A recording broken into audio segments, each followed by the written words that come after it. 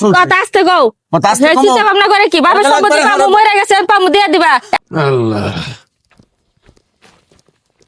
ওই মা তুমি আমার কাছে মন খারাপ করে থাকো কও মন খারাপ করে থাকো কেন মানুষ তো মরণশীল আছে দুদিন আগ পাশ মরণ লাগবই তুমি কান্দো কে কও মানুষটা পাইছে আসছিল মাথার উপর একটা বট গাছ আসছিল মানুষটা নাই কি জানি সবকিছু চারদিকে নিরাপত্তা পালন করতেছে সবাই কোনো শব্দ নাই কোনো কিচ্ছু নাই কেমন জানি হয়ে গেল সবকিছু।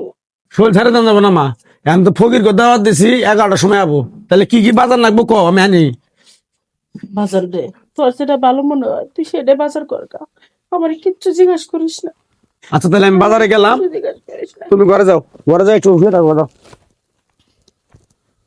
আল্লাহ।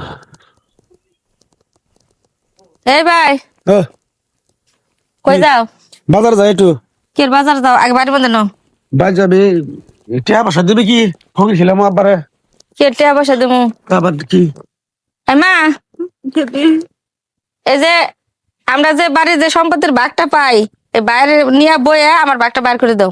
কি কস তোর বাপে মরছে 5 দিন আজকে সম্পত্তি ভাগ করবার আছে এটা তুই কিভাবে কথা কইতেছিস তুই কার বুদ্ধি দেয়ছ দে বাইতে হ্যাঁ এই কার বুদ্ধি দামু আমার বাপের সম্পত্তির ভাগ আমি নিবার আইছি বুদ্ধি দেওয়ার কি আছে ময়রা হার হারলো না আমার বাপ আজকে তুই সম্পত্তির নিকে আইছত 100 জায়গা তোর বাপ মরে গেছে আজকে 5 দিন হইছে হ্যাঁ। বাপে বাইসে থাকতে কইছে যে আমি মরে গেলে তোর ভাগ তোরা ঠিক মতন বুঝাই নিয়ে যাইস কি কয় তো আমি বাবা? আজকে আইছি আজকে আগে বাড়ির আমি ডাকো ডাইকাই না ভাগ করে আমার তো আমার বুঝাই দাও। ধরে আছে আমার কথা হল আমার ধরে আছে। পোলায় বাজারে গেতাছে কয়েকজন ফকির খাওয়াইবো মাথা খারাপ কথা তুই আহিস কয়দিন পরে 1 মাস পরে আহিস আমি ব্যবস্থা করবো রে এখন এর কোনো কথা কইস না আমার মন মেজাজ ভালো না মানুষটা নাই পৃথিবী থেকে গেছে গা এই মানুষটা বাইরে থাকতে তখন লেগে কি না করছে তাহলে মানুষের কথা চিন্তা করতেছিস না মানে আব্বা আচ্ছা, শোনো। মরবো হে চিন্তা ভাবনা করে হারা জীবন এই চলছে। কথা আসতে গো কথা আস্তে কমো। চিন্তা ভাবনা করে কি বাপের কথা সম্পত্তি লাগবে না, পামু হারাম। মরে গেছে পামু দিয়ে দিবা এত কথা কি আমি ভালো কথা তুই যা। আইসে থাক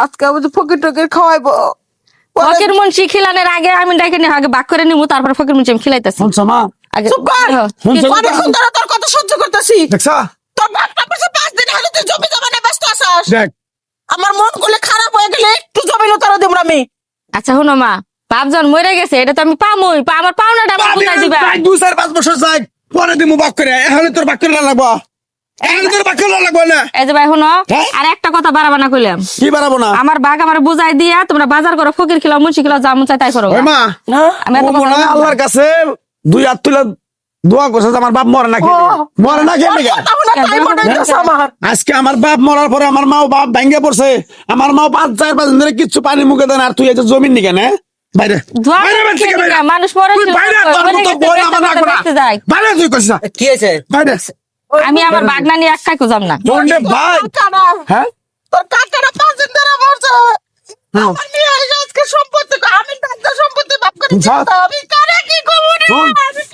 আমি চাইতেছি এই ফকিরের যে ভাই, দাওয়াত দিছি আমি যাম বাজার আমরা করব পাওনাটা আমরা বুঝাই দিব আমার ছেলে জমি- মায়ও বুঝতাছে না ভাইও বুঝতাছে না এখন কি দিয়ে বুঝামো তোমার পাওনা তুমি পাবা ঠিক আছে এখন কাকা মরছে মাত্র কয়দিন আজকে 5 দিন 5 দিন হ্যাঁ, আজকে। 5 দিন এখন হয়েছে। 5 দিনের মধ্যে তোমরা আইসা ওই সম্পত্তির নাকি তুমি আইসাও তুমি আসলে এটা সম্পত্তি তোমার যেটা বিবেক পামুই এটা- আমি বিবেকের কি হইল না বাপে মরে যাওয়ার আগেও কইছে যে আমি মরে গেলে আর তাতে নিয়ে যায় বোন হইতো না তাও মন না বন্ধ তোমার ভাই তো আর কয় নাই যে সম্পত্তি তোরে দিম না কইছে কি আমার কোনো জীবন ওর বাগের আনে খাইবো না তোমার কি জমি। কইছে কোনো সময় না কয় নাই তো কিন্তু আমার তাইলে- পাওনাটা আমার বুঝাই দেখতে তাইলে এখন তোমরা হলো মেয়ে তুমি মেয়ে ও ছেলে হ্যাঁ এখন তোমাকে দায়িত্ব হলো বাপ মরে গেছে গা এখন তার কিছু কাম কাজ আছে এগুলা কইরা শেষ কইরা তারপরে 2-4 জন ময় মুরব্বী নিয়া আমাকে যে কুদ্দুস কাকা আছে রহিম কাকা আছে এগরে নিয়া বইসা তোমার ভাই তোমার জায়গা দিয়ে দিব তোমার অংশ কি আর খাবো কালকে আমি সজীব ভাই নাকি বাজারে আলাপ করলাম যে বোন তো ভাই ওরা ঠকামুখি আমি হ্যাঁ। সজীব ভাই কয় না দিয়ে দিস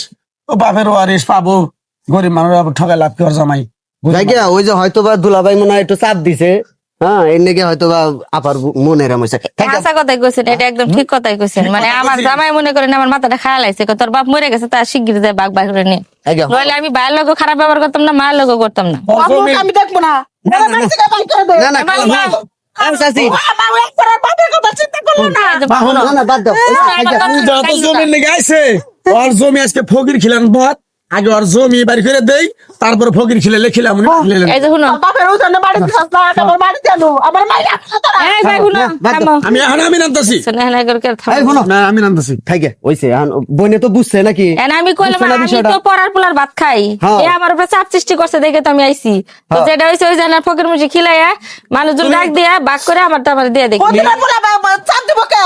ও দন বিয়া দিছে, যৌতুক দেনে 3 লাখ টাকা দেনে, 2টা গরু দিছি। হ্যাঁ গে বাদ দাও ওইছে ওইলা দেওয়ানি না গে এখন যুগ ইয়েবে দেখে তুমি বাজার যাও না বাজারে যাবো ভাই, যাও ফকির গুনে 11টার সময় আই পড়বো। আমি বাজার করে কইছি বাজারে তাড়াতাড়ি আই কি পড়বো। বড় নিতে চাও না কি নিয়ে যাও তেলে জার কিনবো।